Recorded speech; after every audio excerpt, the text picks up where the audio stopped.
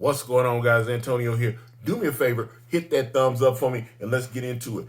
All right, so I had some seriously mixed opinions about the Lord of the Rings, Rings of Power, or when it debuted on Amazon. I was, I if you go back on the playlist on the channel, I talked about Lord of the Rings. It was delayed, because of COVID. There was a lot of things going on. I was super stoked for this show. Looked like they brought some of the Game of Thrones people in. They were trying to make sure they did everything right. I was like, this is gonna be the most epic show in the history of shows. And then I saw it, and I wasn't very happy with what I saw.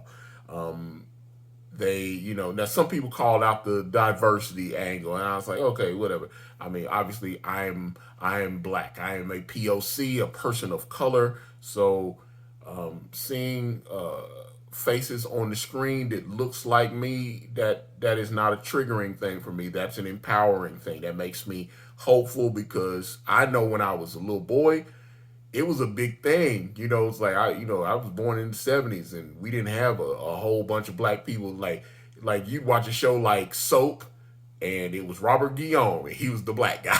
It was that kind of thing.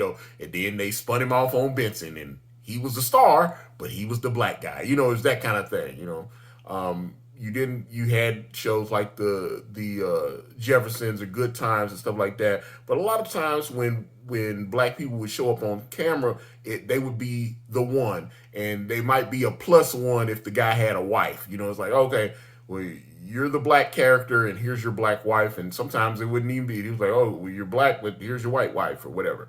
They picked and choose when they would put black faces on screen. So seeing some of the diversity that was in Lord of the Rings, Ring of Power, I was okay with it. But they changed some stuff in the storytelling. That's what as a writer, that's what really makes me think about if a show is good or not. And that's kind of there's an article. It's on a couple websites, but this is on Forbes. This is on Forbes.com. You can go pull it up. But apparently, when they did their review, because if you remember when Lord of the Rings, Ring of Power debuted, it like broke records on Amazon. It was number one and all this kind of thing. Well, here's the thing. Apparently, out of everybody that watched it, only a third of the people that started Lord of the Rings of Power, finished it. 37%. Out of everybody who watched 37. Now, I did watch every episode. I will raise my hand. So I'm part of that 37%. But that basically breaks down to, for every 10 people that watched it, four of them decided to actually tough it out. It's like She-Hulk or something. I watched She-Hulk. She-Hulk wasn't very good. Got to be honest about that. A lot of people didn't finish She-Hulk. Some people watched one episode, two episodes, may have started 3 episodes, and then they were just like, you know what, I can't do it. Maybe I would go call my dentist and get a root canal instead. There's other things. Maybe I'll file my taxes. There's reasons you didn't finish She-Hulk. There's reasons you didn't finish Wheel of Time, which is also terrible. And there are reasons that you guys, and I'm pointing at you, did not finish the Lord of the Rings, Ring of Power. There's a reason. But like I said, I finished. A+ for me, I finished. If I hadn't finished it, I probably would, have a lot better feeling. I'm seeing reports that Warner Brothers is going to maybe reboot and do some more Lord of the Rings movies, even though they literally did all 3 of the Lord of the Rings books, and then they gave Peter Jackson even more money to do The Hobbit, which, if you've read the Lord of the Rings books, The Hobbit is short. It's not, it's what's about 280 pages. It's not that long of a story. And they let Peter Jackson take the Hobbit and turn it into 3 huge movies, which all 3 made money. And I have the Blu-ray box set. I did buy it. I have my box set for the Lord of the Rings. I bought all them movies.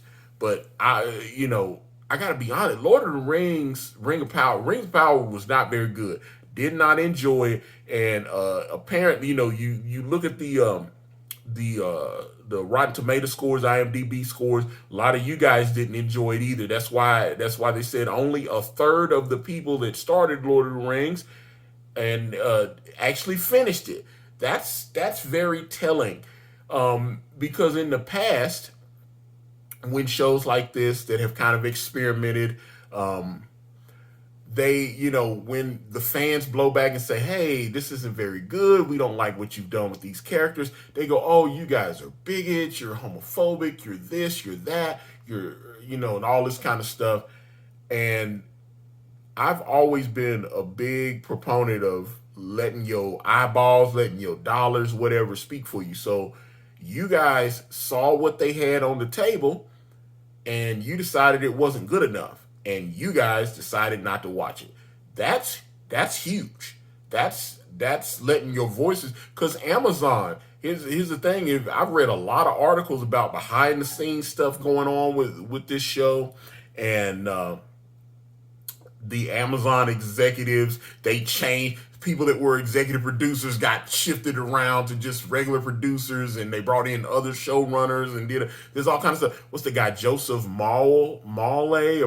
He was Uncle Benjen on Game of Thrones, and he was the big bad in season 1 of Ring of Power, and they did that, and he saw where it was going. He was like, hey guys, I know we signed this big contract here, but maybe it'd be better if you go your way and I go my way, and you just get somebody else to do this. All right, I'm out. Peace. And so he quit after 1 season, even though he was under contract.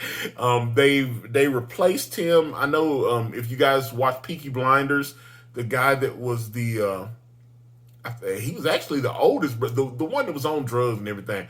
I can't remember the actor's name, but he's on Peaky Blinders, which I absolutely love. Peaky Blinders. He's taking Joseph Mawle's place, but I just thought that was, Ring of Power needs to adjust a few things. I didn't think it was very good, and like I said, according to this Forbes article, the vast majority, 2/3 of people not getting to the end of the season is very telling. If they watched the episode or two and they decided they didn't want to watch anymore, that's pretty telling as far as the quality of the show. And like I said, I was disappointed. I was disappointed in that. I was disappointed in Wheel of Time. There's a couple of these shows that I really thought were going to be very entertaining. They were not. But if you watched The Lord of the Rings, Ring of Power, and actually got through it, I really want to hear, because like I said, I got through it. If you got through it, I would love to hear what you guys think about it. If you watched the episode or two and you thought it was trash and you walked away, let's get that too. I want all that feedback. I want all the smoke. Get in the comments, let me know what you guys think. I'm out.